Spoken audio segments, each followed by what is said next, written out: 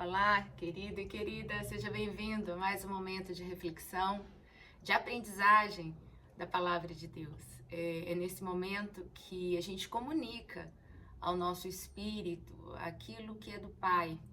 E é importante essa comunicação, né? Paulo vai dizer que em tudo que tiver boa fama, tudo que for bom, né? Tudo que for pacífico, que a gente gaste tempo nisso, que a gente coloque o nosso coração nisso.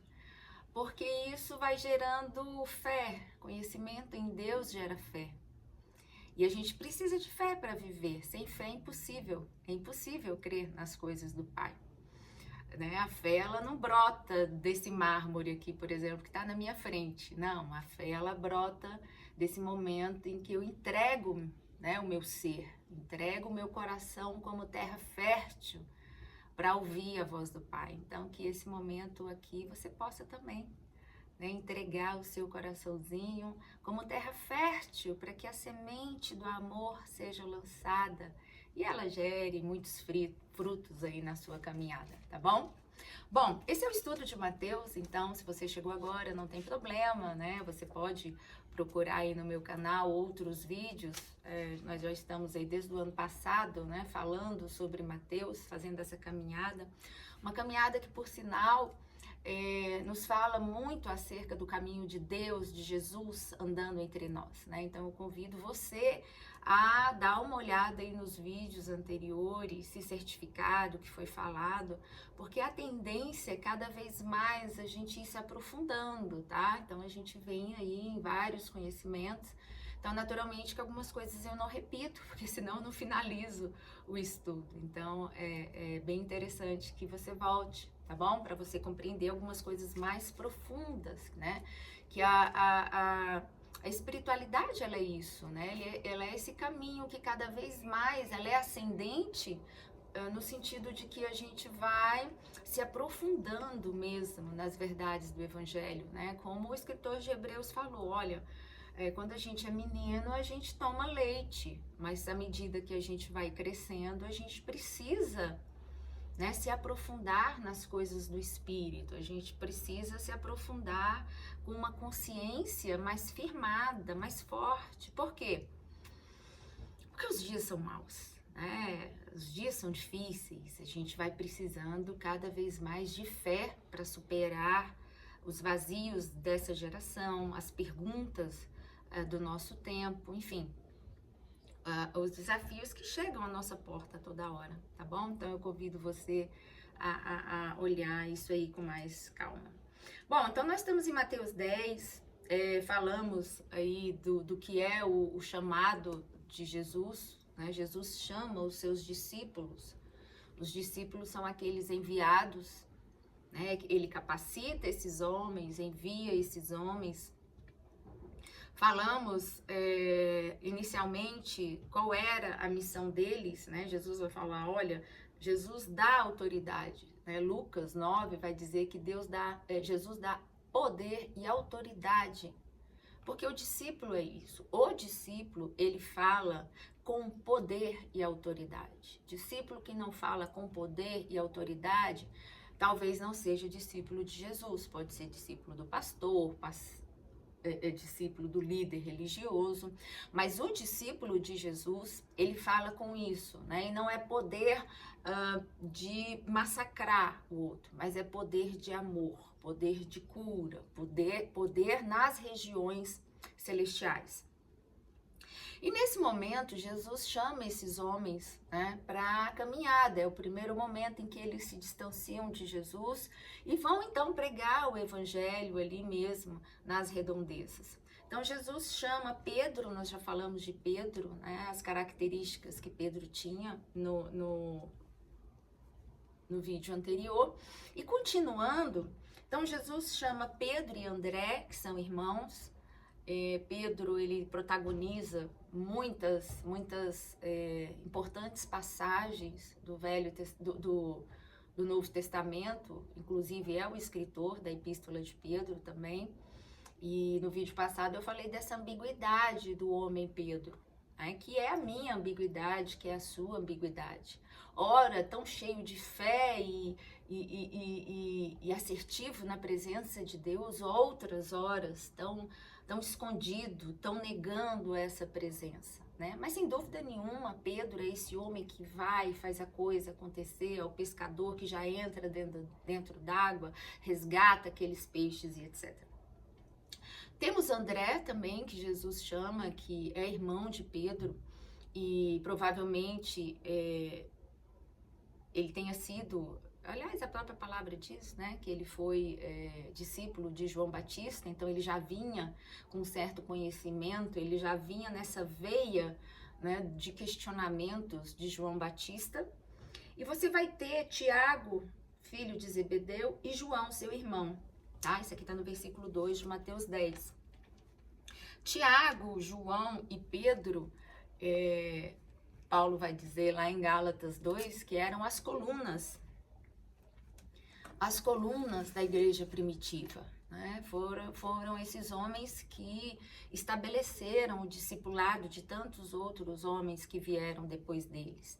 E também são homens que tinham, né, era ali, vamos dizer, a diretoria, né, dos discípulos. Eles andavam mais com Jesus, eles estavam sempre mais próximos de Jesus, né? Havia ali uma coinonia entre eles, havia uma comunhão, uma afinidade entre eles muito grande.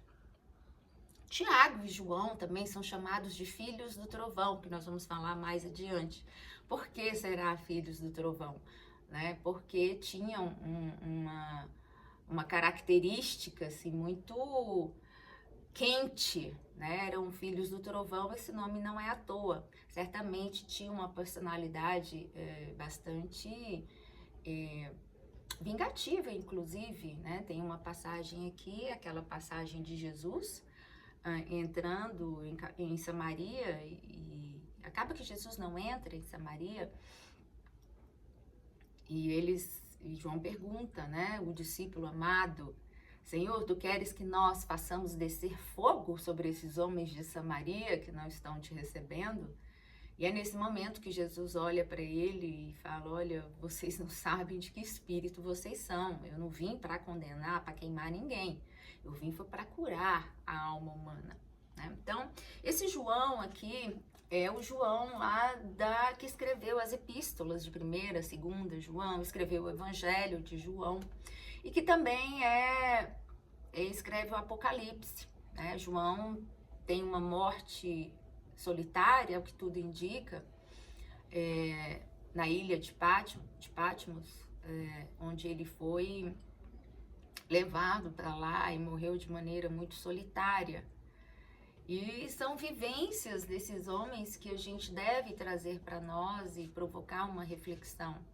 Nenhum deles teve vida fácil, nenhum deles teve uma morte ali rodeada, né, de amigos e morreram de morte simples. Todos eles morreram ao fio da espada de alguma forma. Todos eles morreram aprisionados ou como prisioneiros, né, de poderes da época. Então, são vidas que nos ensinam bastante, né, a vida desses homens. Esse Tiago aqui, alguns vão falar que ele é o escritor da Epístola de Tiago, mas não há uma certeza sobre esse nome, né? Até porque a gente tinha mais ou menos aí 3 Tiagos dentro do Novo Testamento, né? Tem esse Tiago, tem o Tiago, irmão de Jesus, que alguns escritos aqui, até o próprio apóstolo Paulo vai falar sobre esse Tiago. Mas sem dúvida nenhuma, né, foi um homem que aprendeu muito de Jesus e os estudos vão nos dizer que ele foi um dos líderes, né, da igreja de Jerusalém. Lá em Atos você vai ter isso aí muito, muito fortemente. E esse Tiago também, lá em Atos, que tem contato com Paulo. Né? Lá em Gálatas também, Paulo vai falar desse contato de Tiago com ele. Então foi um homem que trabalhou depois da morte de Jesus e foi decapitado ali em Jerusalém por Herodes, tá? Jesus chama também Filipe, Bartolomeu, foram discípulos, importantes discípulos ali na região da Ásia Menor.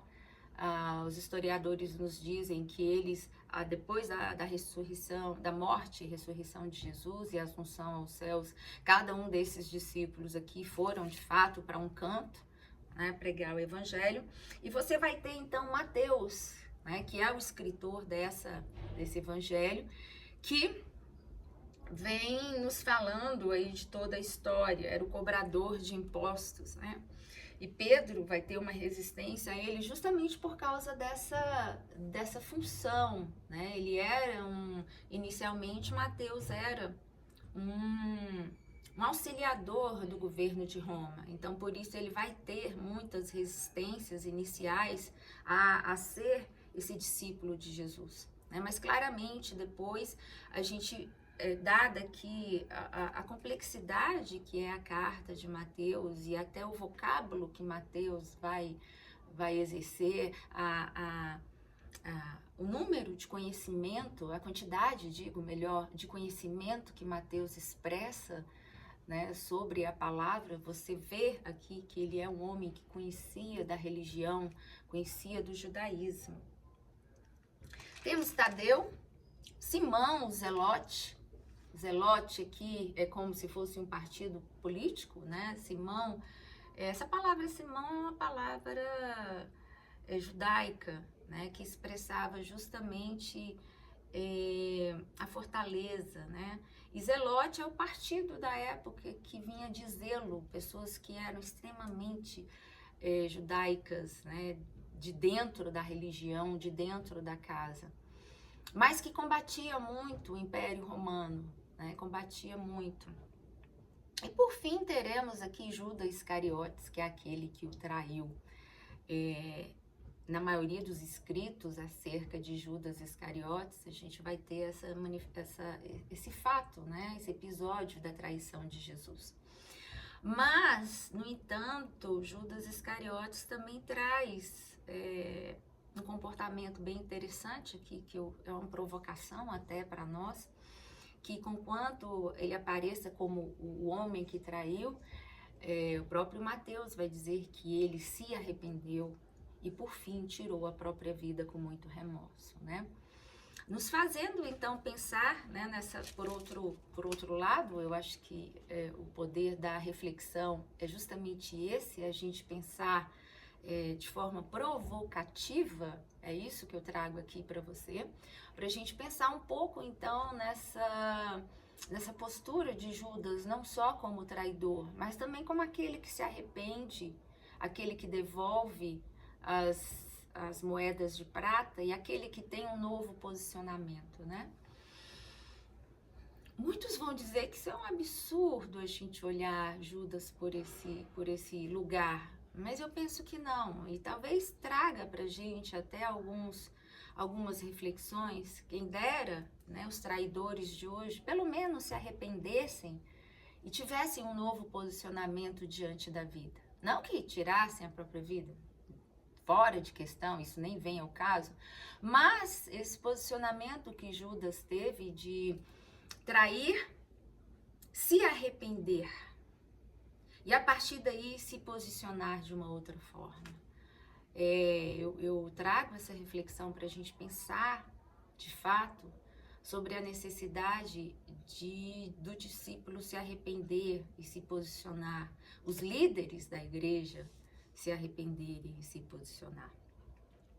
E Jesus chama esses homens e os envia para uma nova atividade, né? Um novo desafio. E o discípulo é isso que eu trago aqui nesse vídeo, a gente conhecer um pouco desses homens aqui de forma, é óbvio que aqui a intenção não é nós exaurirmos esse conhecimento, mas mostrar que cada homem desse tem uma personalidade, teve uma história diante do Evangelho e foram usados muito com inúmeros desafios. Aí a gente vai dar continuidade nos próximos estudos sobre os desafios dos discípulos de Jesus. Que esse ensinamento provoque você, quem sabe, a novos posicionamentos e a compreensão melhor do Evangelho. Eu espero você no próximo e Deus te abençoe.